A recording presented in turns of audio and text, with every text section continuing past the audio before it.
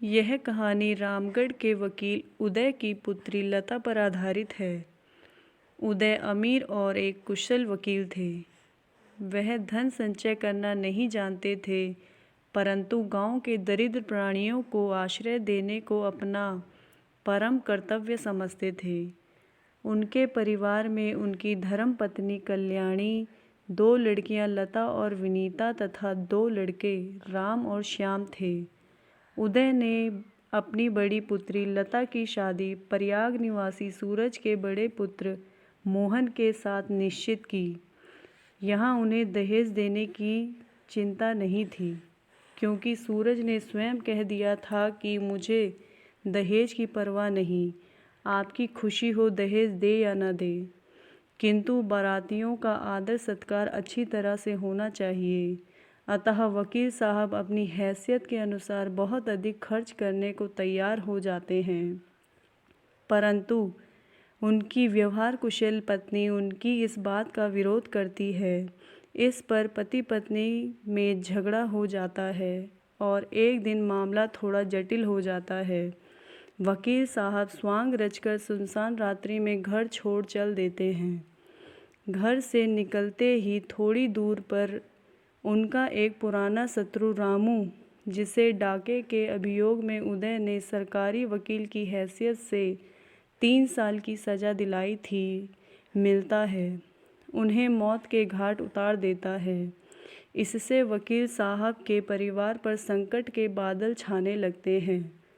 उदय की आकस्मिक मृत्यु से समधी सूरज उनकी गरीबी का आलम देखकर मृत्यु को अमंगल अपशगुन बताकर विवाह करने से मुकर जाते हैं। विवाह से इनकार करने का सुनकर कल्याणी को अत्यंत दुख होता है कि सूरज लड़की नहीं दहेज चाहते थे। अतः कल्याणी बेबसी में लता की शादी 3 लड़कों के पिता विधुर मौलाराम के साथ कर देती है। मौलाराम 45 वर्षीय वकील थे। वह अत्यधिक परिश्रमी थे, अतः उनके सिर के बाल पक गए थे, उनकी तोंद निकली हुई थी। उनके परिवार में उनके 3 लड़के गणेश, दिनेश और महेश थे, जिनकी आयु क्रमशः 18, 16 और 7 साल की थी। इनके अतिरिक्त उनकी विधवा बहन सरला भी थी। शादी के पश्चात लता पति के घर आती है। मौलाराम अपनी पत्नी को खुश करने के लिए नित्य नए नए उपहार लाते थे, परंतु लता उन्हें प्रेम की नहीं सम्मान की वस्तु समझती है।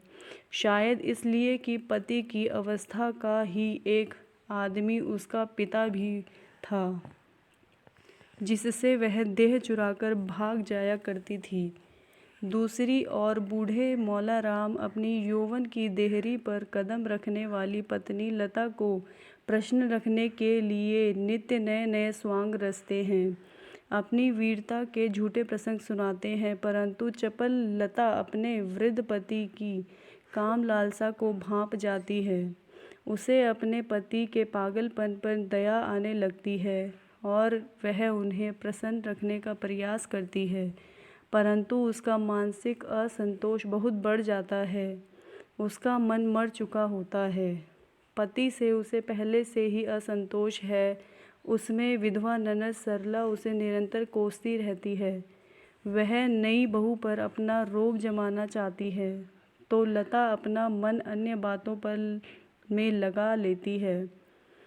वह बच्चों की सेवा में लग जाती है। वह बड़े पुत्र गणेश से अंग्रेजी भी पढ़ती है, किंतु इसमें काम वासना में अंधे पति को शंका उत्पन्न होती है और वह किसी बहाने से गणेश को छात्रालय में भेजने का निश्चय कर लेते हैं। मौलाराम के बहुत अधिक तंग करने पर गणेश घर छोड़कर छात्रालय में रहने लगता है और मन ही मन लता उसे रोकने की कोशिश करती है, परंतु वह असफल होती है। सरला भी लता को ही अपराधिनी मानकर उसे नित्य ताने सुनाया करती है। मौलाराम के संशय को समझते ही लता पति के पक्ष में होकर उनका समर्थन करती है और पति की उपस्थिति में गणेश के प्रति क्रूरता का अभिनय करती है, परंतु किशोर हृदय गणेश इस अभिनय को सत्य समझ लेता है और अपने हृदय पर मार्मरिक का अनुभव पाता है। इसी कारण छात्रालय में वह चिंतनशील बन जाता है, दुर्लभ हो जाता है और बीमार भी हो जाता है।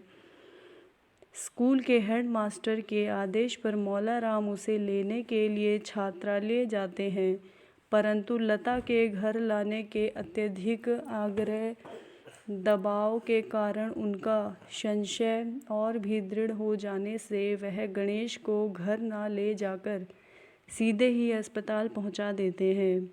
वहां अनेक उपाय करने पर भी गणेश अच्छा नहीं होता। उसे भी माता लता के अभिनय की वास्तविकता का रहस्य विदित हो गया था।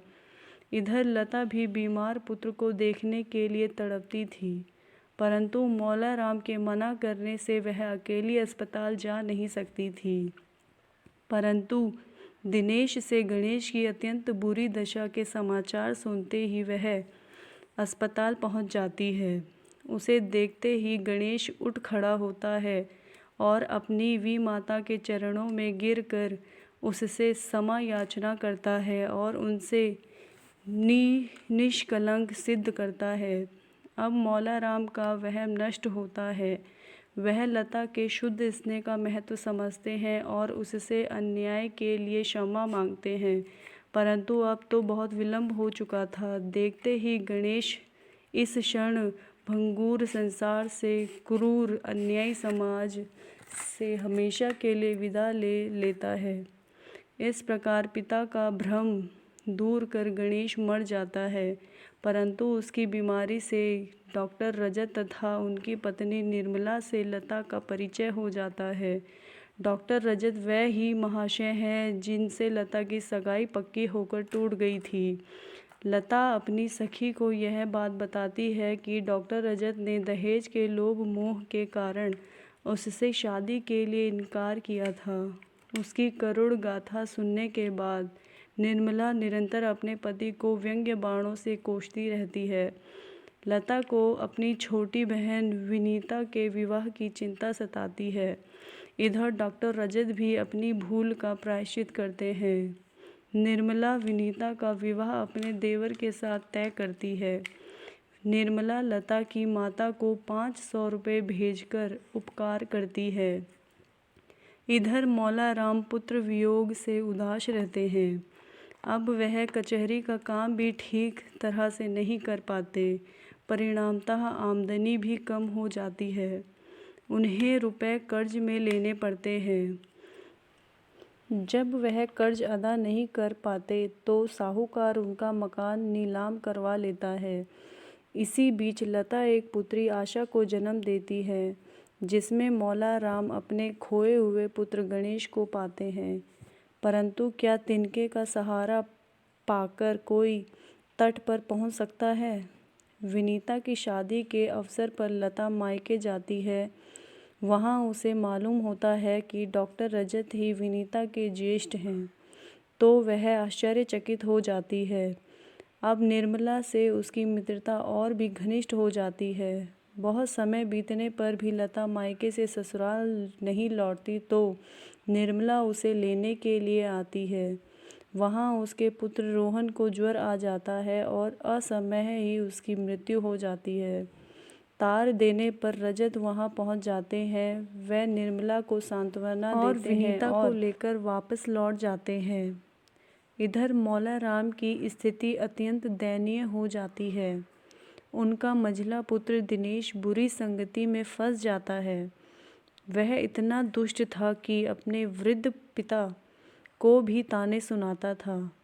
एक रात को वह लता के कमरे में चुपचाप घुसकर उसके गहने का संदूक उठाकर भाग जाता है। लता उसे देख भी लेती है, परंतु मौला राम को कुछ नहीं बताती। चोरी की बात सुनकर मौला राम पुलिस में शिकायत कर देते हैं। पुलिस ने दिनेश को ही चोर बताया, पर लता घर की इज्जत मिट्टी में मिलाना नहीं चाहती थी, अतः उसने पुलिस को थोड़ी बहुत रिश्वत देकर मामला शांत करने की कोशिश की, परंतु दिनेश डर के मारे आत्महत्या कर लेता है। दिनेश की आत्महत्या से मौला राम के दिल पर गहरी चोट पहुंचती है। इतना ही नहीं, लता भी बिल्कुल हृदयहीन हो जाती है। पुत्र शोक में मौला राम का किसी भी काम में दिल नहीं लगता। अतः लता पैसे बचाने के हेतु अबोध बालक महेश से बाजार से कुछ मंगवाती है। बार बार बाजार के चक्कर से तथा नित्य ही विमाता से महेश तंग आ जाता है। इतने में एक बार दुकान पर एक साधु से उसकी भेंट हो जाती है। मातृविहीन महेश पर साधु की बात का गहरा असर पड़ता है। परिणामतः एक दिन वह भी घर छोड़कर साधु महात्मा के साथ भाग जाता है। तलाश करने पर भी महेश नहीं मिलता तो वृद्ध पिता मौला राम स्वयं पुत्र की खोज में निकल पड़ते हैं। इस प्रकार लगातार संकट बाधाएं उपस्थित होने पर लता थक जाती है, हार जाती है और शांति लाभ के लिए निर्मला के घर जाती है। परंतु दुर्भाग्य वहाँ भी उसका पीछा नहीं छोड़ता। निर्मला की अनुपस्थिति में डॉक्टर रजत लता की ओर तीव्रता से बुरी नीयत से आकृष्ट होते हैं और एकांत पाकर उससे छेड़छाड़ करते हैं, परंतु वह भाग जाती है। रास्ते में ही उसे निर्मला मिल जाती है। वह कुछ संकेत कर देती है जिससे निर्मला सारी बात समझ जाती है। वह अपने पति को भला बुरा सुनाती है। परिणामतः अपने दुष्कर्मों से लज्जित होकर आत्मग्लानि में डॉक्टर रजत विष खाकर आत्महत्या कर लेते हैं। उनकी मृत्यु के पश्चात निर्मला अपने देवर के साथ घर चली जाती है। दूसरी ओर अब भी संकट के बादल छाए रहने पर लता व्याकुल चिंतातुर रहती है और बीमार हो जाती है। अपने को अंत निकट देखकर छोटी सी बच्ची आशा, जो संपूर्ण विप कथा की वृहद आलोचना है, को अपनी ननद सरला के हाथों सौंपकर वह क्रूर समाज से सदैव के लिए विदा ले लेती है। मोहल्ले के लोग एकत्रित होते हैं। लता की आत्मदेह बाहर निकाली जाती है। शमशान यात्री चिंतामग्न है, परंतु लाश को अग्निदाह कौन देगा। इतने में एक बच्ची आशा, बूढ़ा पति मौला राम उपस्थित हो जाते हैं।